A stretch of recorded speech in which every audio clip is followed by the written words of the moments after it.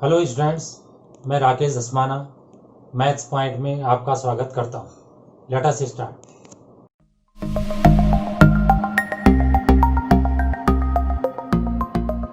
कक्षा 9 में गणित के अंतर्गत प्रश्नावली 7.3 में हम ये तीसरा प्रश्न हल करते हैं। इसको मैं पहले पढ़ के सुना देता हूँ। एक त्रिभुज ABC की दो भुजाएं AB और BC तथा माध्यिका AM क्रमशः दूसरे त्रिभुज की भुजाओं PQ, QR और माध्यिका PN के बराबर है। देखिए आकृति 7.40। दर्शाइए कि त्रिभुज ABM सर्वांग समय त्रिभुज PQN के और त्रिभुज ABC सर्वांग समय त्रिभुज PQR के। अच्छा प्रश्न है, अब इसे हम धीरे धीरे हल करते हैं। त्रिभुज ABM और त्रिभुज PQN में हमने बात करी, जो प्रथम भाग में लिखा है। तो जो AB है वो PQ के बराबर दे रखा है, एक तो वैसे हो गया, और जो AM है वो PN के बराबर दे रखा है, दूसरा भी वैसे हो गया। दो बातें तो इजीली आ गई। अब तीसरे के लिए क्या करना है कि जो BC है वो QR के बराबर दे रखा, तो दोनों को आधा कर दिया। तो जब ये दोनों बराबर हैं तो इनके आधे बराबर होंगे। लेकिन प्रश्न में लिखा था कि AM और PN माध्यिका हैं। माध्यिका शीर्ष को विपरीत भुजा के मध्य बिंदु से मिलाती है, तो इसका मतलब BC का आधा BM होगा और QR का आधा QN होगा। तो इसलिए यहाँ पे हमने BM बराबर QN लिख दिया। इसका मतलब जिन दोनों त्रिभुजों का जिक्र हो रहा है उनकी पहले की तीनों भुजाएं दूसरे की तीनों भुजाओं के बराबर हो गई है। तो इसलिए त्रिभुज ABM सर्वांग सम हो गया त्रिभुज PQN के। SSS सर्वांग समता नियम, भुजा भुजा भुजा, आप समझ गए होंगे।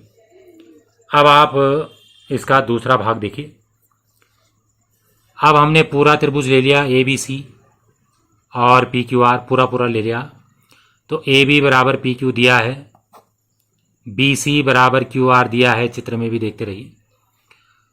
अब एक बार चित्र में देखिए कि अभी हमने इस वाले त्रिभुज को और इस वाले त्रिभुज को सर्वांग सम सिद्ध करा था, तो उससे जो कोण 1 है कोण 2 के बराबर होगा। तो अभी मैं जो बात कर रहा हूँ इस पूरे त्रिभुज में और इस पूरे त्रिभुज में AB बराबर मैंने PQ लिख चुका है और BC बराबर QR लिख चुका है, और 1 बराबर 2 मैंने जो अभी कहा था उससे आ जाएगा। तो फिर दो भुजाएं आ गई और उनके बीच का कोण, दो भुजाएं उनके बीच का कोण बराबर होने से ये ABC PQR के सर्वांग सम हो जाएगा। तो इसको आप यहाँ पर भी देख लीजिए जो लिखा है। तो जहाँ पर लिखा है इसे आप एक बार फिर से देख लीजिए। तो AB बराबर PQ, BC बराबर QR, कोण 1 बराबर 2 मैंने कह दिया है। तो इसलिए चूँकि ABM सर्वांग समय PQN के भाग 1 में, तो CPCTC से कोण 1 बराबर कोण 2, जो मैंने चित्र में भी कहा था। तो इस प्रकार त्रिभुज ABC सर्वांग सम हो गया त्रिभुज PQR के SAS नियम से। अगला प्रश्न देखिए 4। प्रश्न संख्या 4 जो है आपके सामने आ चुका है। B और CF एक त्रिभुज ABC के दो बराबर शीर्ष लंब है। RHS सर्वांग समता नियम का प्रयोग करके सिद्ध कीजिए कि त्रिभुज ABC एक समद्विबाहु त्रिभुज है। अच्छा प्रश्न है। अब देखिए इसका हल किस प्रकार होगा। सबसे पहले हमने इसमें ABC त्रिभुज बना दिया। अब इसमें त्रिभुज FBC और त्रिभुज ECB, इन दोनों को ले लिया। इन दोनों में BC बराबर CB है, उभयनिष्ठ भुजा है, और जो इसका एक कोण है वो कोण 2 के बराबर है, दोनों 90, क्योंकि ये शीर्ष लंब दिए थे, शीर्ष से विपरीत भुजा पे लंब, तो लंब जो है 90 का कोण बनाएगा। ये दिया है प्रश्न में। आप इसमें एक को ऐसा भी लिख सकते हैं कोण CFB, पूरा भी लिख सकते हैं और ऐसा भी लिख सकते हैं। और जो FC है वो B के बराबर प्रश्न में दिया था, क्योंकि बराबर शीर्ष लंब लिखा था। तो 3 बातें यहाँ पर हो चुकी हैं। इसलिए जो त्रिभुज है FBC सर्वांग सम हो गया ECB के, चित्र भी देखते रहिए। ये RHS नियम से हो गया है। तो जब RHS नियम से हो गया है तो फिर जो है बाकी हिस्से भी बराबर होंगे। लेकिन हम उन्हीं हिस्सों की बात करेंगे जिनकी हमें जरूरत है। तो कोण FBC ये वाला कोण बराबर हो गया ECB इस वाले कोण के बराबर हो गया। तो बराबर कोण कैसे करके ढूंढते हैं, तो यहां पर FC B के बराबर था, तो FC का विपरीत कोण B के विपरीत कोण के बराबर होगा, वो हमने CPCTC से यहां पर लिख दिया। अब जब दो कोण बराबर हो गए त्रिभुज में, तो दो भुजाएं भी बराबर होंगी। अब हम पूरे त्रिभुज की बात कर रहे हैं ABC में। ABC त्रिभुज में जब कोण B और कोण C बराबर हो गया है, तो कोण B की विपरीत भुजा AC और कोण C की विपरीत भुजा AB बराबर होंगी, क्योंकि बराबर कोणों की सम्मुख भुजाएं बराबर होती हैं। अतः त्रिभुज ABC एक समद्विबाहु त्रिभुज है। अब आप इसमें अगला प्रश्न देखिए, पांचवा प्रश्न जो इस एक्सरसाइज का अंतिम प्रश्न है। ABC एक समद्विबाहु त्रिभुज है जिसमें AB बराबर AC है। AP BC पर लंब खींच कर दर्शाइए कि कोण B बराबर कोण C है।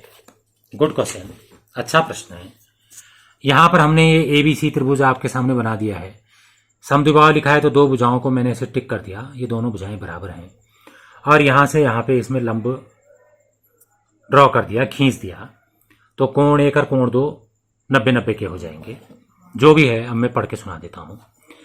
त्रिभुज ABP ले लिया और त्रिभुज ACP में जो AP है वो इस वाले में भी है और दूसरे में भी है, ABP में भी है और ACP में भी AP बराबर AP है, उभयनिष्ठ हो गया।